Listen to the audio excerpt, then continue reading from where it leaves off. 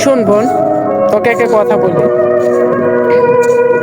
12 মাসে একটি মাস সবচেয়ে আমাদের প্রিয়, সেই মাসটি হলো আমাদের রমজান মাস। তো আশা করি আমি কি বোঝাতে চাচ্ছি বুঝে নিবে। যাই করো না করো, এই একটি মাস তুমি একটু পথেভাবে থাকো, তাহলে আমরা অনেক খুশি হব। কারণ তোমরা মেয়েরা চাইলেই আমাদের জীবনটা নষ্ট করে দিতে পারো। তো আমি চাই না কোনো ছেলে লাইফ নষ্ট হোক। তো এই একটা মাস সুযোগ দাও, একটা ছেলেকে সুযোগ করে দাও, যাতে সে আল্লাহ ইবাদত করতে পারে, একটি মাস রোজা রাখতে পারে, 5 ওয়াক্ত নামাজ পড়তে পারে।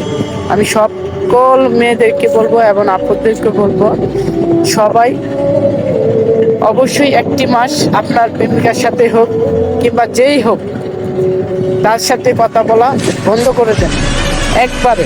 যদি পারেন একবারে বন্ধ করতে, তাহলে আলহামদুলিল্লাহ। আর যদি না পারেন, বলবেন ঠিক আছে অল্প অল্প, কিন্তু তাকে আর এমন কিছু বলবেন না যেতে আপনার উপরে আগ্রহ মানে আকর্ষণ বাড়ে। ঠিক আছে, এমন কিছু করবেন না।